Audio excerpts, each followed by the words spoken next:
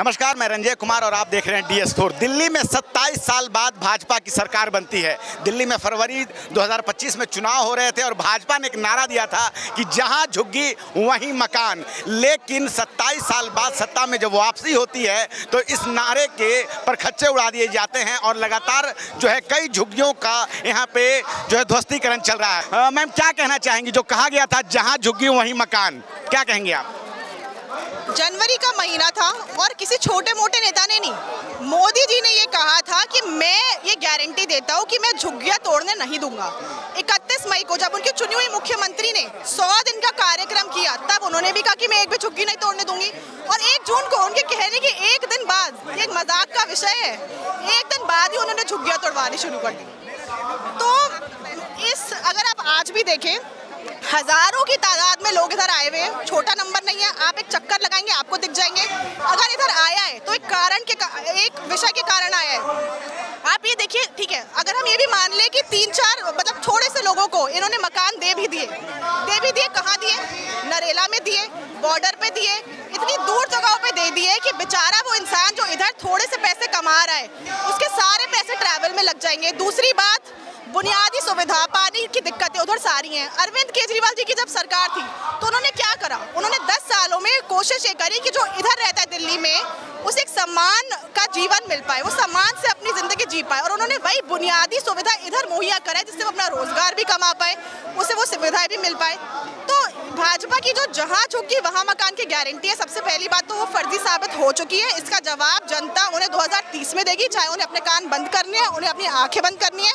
उसका पहला प्रदर्शन अब आज इधर देख ही नहीं है। दूसरी बात जो ज़्यादा ज़रूरी है, जब भी भारतीय जनता पार्टी कोई गलत काम करती है वो क्या करती है, वो उस गलत बात को छुपाने के लिए समाज को हिंदू मुसलमान के नाम पे बांटने की कोशिश करती है। उन्होंने क्या बोला?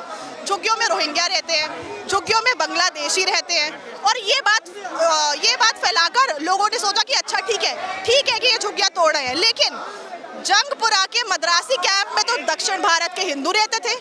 तो ये जो अपने आप को हिंदू धर्म का रक्षक बताते हैं, इन्होंने तो हिंदू के भी रोजगार छीन लिए, इन्होंने हिंदुओं के भी घरों से छतें छीन ली। तो ये किसी के भी नहीं है। और तीसरी सबसे जरूरी बात जो आपको समझनी जरूरी है कि ये छोटा षड्यंत्र नहीं है, ये एक बड़े लेवल का षड्यंत्र है। आप ये देखिए कि इन्होंने सबसे पहले क्या किया? लोगों के घर छीने। अब ये दूसरी चीज जो करने जा रहे हैं, जो हम बहुत बारी बोल चुके हैं, ये हमारे अधिकार भी छीनना चाहते हैं। अभी इन्होंने थोड़े दिन पहले सोशलिज्म, सेक्युलरिज्म जैसे जो शब्द है वो संविधान से हटाना चाहते हैं। दत्तात्रेय होसबोले ने ये कहा है कि संविधान की मूल प्रस्तावना में समाजवाद और धर्मनिरपेक्ष शब्द नहीं था, आपातकाल के दौरान जोड़ा गया। जी, तो वही मैं कह रही हूँ, जो झुग्गी वासियों को पहले घर छोड़े, जो एक निजी तबके से आता है, सबसे कमजोर इंसान है समाज का, उनके आप घर छीन रहे हैं। दूसरा आप क्या कर रहे हैं? हमारा संविधान हमें क्या देता है? समानता देता है, अधिकार देता है। जो डॉक्टर भीमराव बाबा साहेब अम्बेडकर जी के द्वारा हमें संविधान दिया गया है वो हमें अपना अधिकार देता है। आप उस संविधान को ही बदलने की कोशिश कर रहे हैं। तो ये जो RSS की कोख से जन्मी हुई, नफरत की बुनियाद पे बनी हुई, गरीब विरोधी नीतियों वाली जो भारतीय जनता पार्टी है, अगर इन्हें ये लगता है कि ये कुछ भी करेंगे और दिल्ली की जनता चुप रहेगी तो हमें ये स्वीकार नहीं है। और ये आंदोलन आज उसी का प्रोडक्ट है। तो सबसे पहले तो हम आपको ये बताना चाहें कि यहाँ पे बहुत सारे लोग आपको दिखाई दे रहे होंगे और इसमें कई लोगों के मकान जो है टूट चुके हैं।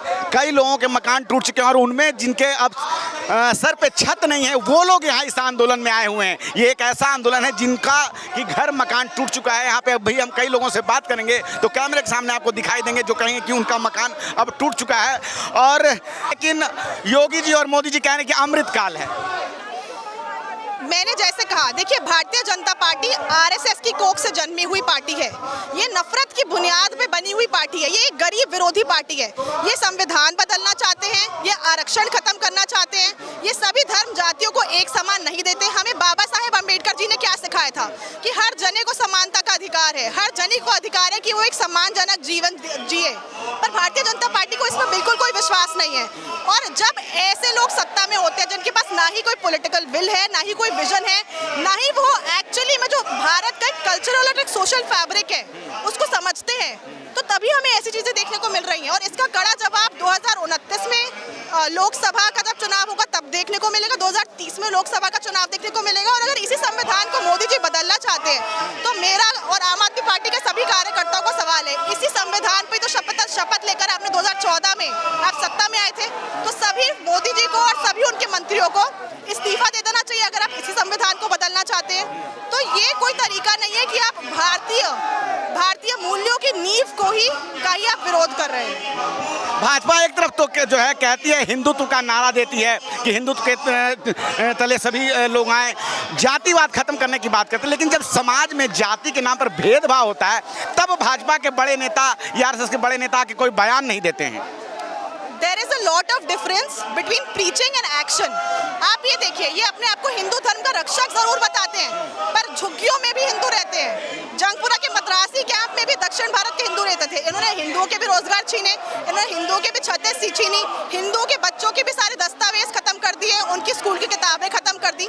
तो बोलना कि आप हिंदुओं के साथ खड़े हो और असली में उसे इम्प्लीमेंट करने में दो बहुत अलग चीज़ है। तो कैसे डिस्क्राइब करेंगे अमृतकाल को? एक आखिरी सवाल। अमृतकाल से ज्यादा मुझे तो ऐसा लग रहा है कि इससे ज्यादा गंदी पार्टी हमें देखने को नहीं मिली है। 2014 के बाद हमारे हर देखिए, आप एक सोशल इंडिकेटर देखिए, गरीबी इतनी बढ़ गई है, महिलाओं के खिलाफ क्राइम्स हो रहे हैं। इस पार्टी में ही जो सत्ता में है, रेपिस्ट से लेके मर्डरर से लेके हर जना इस टाइप का ही भरा हुआ है। जितने बड़े आप रेपिस्ट हो उतना बड़े आपका भारतीय जनता पार्टी में करियर ग्राफ होगा। तो अगर ऐसे ही लोग हमें लीड करेंगे, ऐसे ही लोग हमारा नेतृत्व बनेंगे, तो हम इनसे क्या ही एक्सपेक्ट कर सकते हैं। इनको सिर्फ एक वोट के माध्यम से, और अगला जब चुनाव आए तो भारतीय जनता पार्टी को इस देश से ही उजाड़ देना चाहिए, जनता को साथ में आके। आप लोग आज यहाँ आंदोलन करने आए हैं, लेकिन भारतीय जनता पार्टी अभी अपने शासनकाल का 11 वर्ष भी पूरी कर चुकी है। मोदी जी के शासनकाल का 11 वर्ष भी हुआ है और वो कह रहे हैं 11 साल बेमिसाल। इन्होंने दिल्ली के चुनाव में क्या करा? दिल्ली के चुनाव में लोगों के हाथ में खुद जाके इंक लगा दी झुग्गियों में, लोगों को यात्रा के लिए भेज दिया। तो इन्होंने जो सारी हरकतें अपनाई है, सारी जो गलत तौर तरीके अपनाए हैं, ये इन्हें इसी तरीके से चुनाव जीतना आता है। जगह जगह में, बूथ पर, कॉन्स्टिट्यूएंसीज में इन्होंने लोगों के वोट कटवाए। इन्होंने अरविंद केजरीवाल जी के विधानसभा में अपने लोगों को भेजकर आम आदमी पार्टी के कार्यकर्ताओं को हरास किया। तो ये एक बहुत गलत तरीका है चुनाव को लड़ने का। एक लोकतंत्र में होना चाहिए कि एक फ्री एंड फेयर इलेक्शन हो, और अगर चाहिए, चलिए, जनता का जो मैंडेट है हमने स्वीकार किया, कोई दिक्कत नहीं, पर आप कितने टाइम तक आपकी दुकान ऐसे चलेगी? जनता में बहुत गुस्सा है और अब उन्हें बहुत दुख हो रहा है कि उन्होंने इस बार भारतीय जनता पार्टी को गलती से वोट दिया। तो हम अभी जंतर मंतर पे हैं और 27 साल बाद भाजपा दिल्ली में आती है इस नारे के साथ कि जहां झुग्गी वहीं मकान, लेकिन सत्ता में आने के साथ ही अपने ही वादे को वो ध्वस्त करती नजर आती है। और अरविंद केजरीवाल आज 3 महीने बाद जो है जनता के सामने वो आए हैं, जनता को न्याय दिलवाने के लिए। हम जंतर मंतर पे देख रहे हैं कि यहाँ पे बहुत सारी भारी संख्या में लोग बाग मौजूद हैं। आप क्या सोचते हैं बातचीत पे? अपनी राय हमें जरूर बताएं। मैं रंजय कुमार, धन्यवाद।